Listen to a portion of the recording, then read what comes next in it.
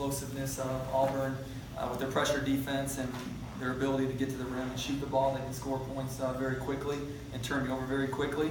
Obviously, our foul problems was a concern in the first half. I thought guys did a tremendous job playing with fouls.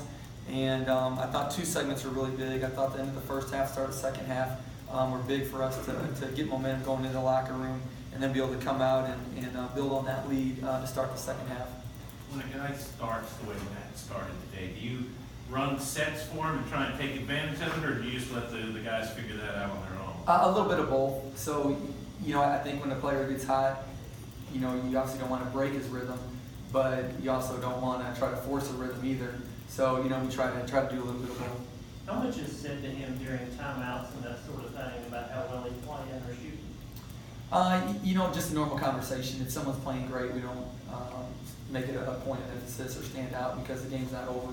There's a lot of game left, and usually when you're in a zone or a good rhythm, you don't want to think about it, you don't want to talk about it, you just want to keep going out there and keep doing it. So, we just coach that normal. He had 17 points in something like 4.5 minutes. How rare has that been in your career to have a guy do that? I've had a couple guys with that ability, and it definitely makes it easy on the coaching end, I'll tell you that. So when he's shooting that way, obviously he has a green light when he has good looks, and I thought he really took good shots tonight. He was able to get 20 shots, was a credit to him, moving on offense, but then a credit to our other guys. I thought they got the ball in good positions. I think after the first couple minutes, they got no closer than 12 the rest of the way. What did you do to sort of keep them at bay, and how pleased are you with how you did there? I thought our 2 seniors were phenomenal. I thought Luke was tremendous on the defensive end especially. He got those 2 fouls, and after that he contested shots at the rim, blocked shots, rebounded. Again, I thought his defense took away a lot of easy points that they were going to score. And then I thought Nolan did a tremendous job giving us some spurts in the first half. Matt kind of had his burst, and then Nolan really gave us a great burst there. So it's nice from a coaching standpoint when different guys step up during different parts of the game to help carry us. Was that, I guess, the benching and the talk you had with Matt a few weeks ago, has that kind of been a turning point for him? Matt loves basketball, and he wants to be good. He wants our team to be good.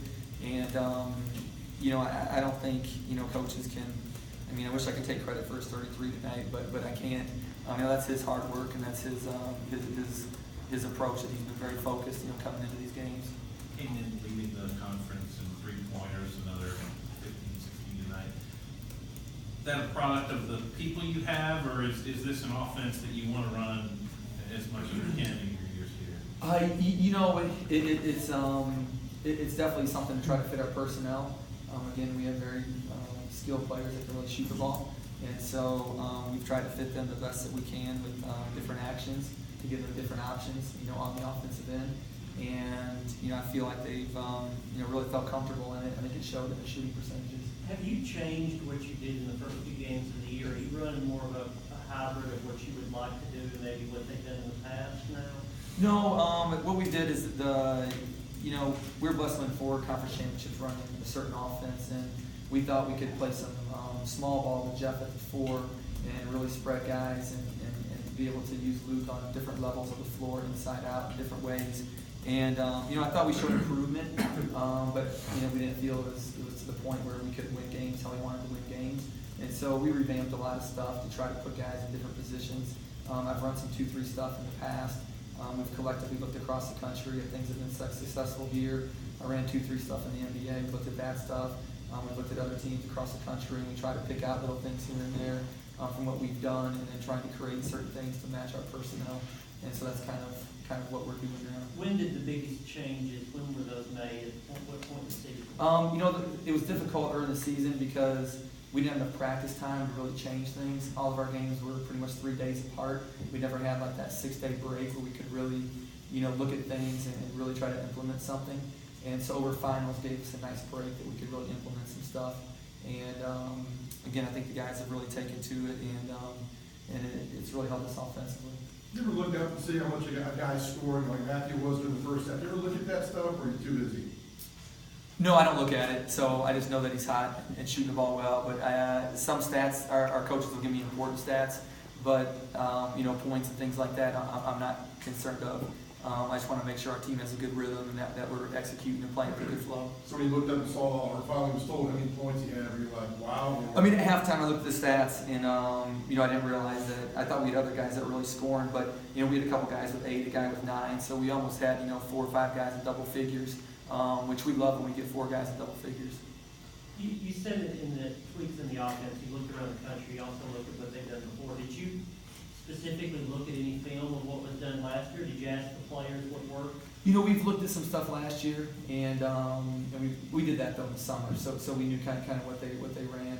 Obviously it was different with Luke and Damien out there. We don't have that type personnel, and so we've done different actions out with using Luke, differently. I don't want to say a la Princeton stuff, but more moving him out on the floor and then moving him in after that. Early, obviously, but 2-0 in the conference, obviously a lot better than the alternative, isn't it? It's nice to win, and and our thing, we lost the Dayton game a couple of games ago, but we played much better. Our energy was good, our unity was great. Our unity's been fantastic, and I think guys are playing hard. We're getting healthy. Guys are able to log a lot more minutes than what they were logging earlier in the year, and I think that's been a big factor also. You've got, I guess, kind of a short bench by nature. Cleveland's kind of been the odd guy out. Is that because you want to see some things better from him, or just because you kind of prefer to play 8? Jerry played. He's had some good segments. Cleveland's had some good segments. So some could depend on matchups. How the game's going. If we need a bigger body in there to be more physical, or if we need maybe someone who can catch and pass a little bit better and be a little more active than Cleveland. So a lot will matter on matchups and personnel, and if they get opportunities, if one really stands out and plays well, then obviously he'll get more minutes. Any more for Coach? Okay, thank you guys. Thank you.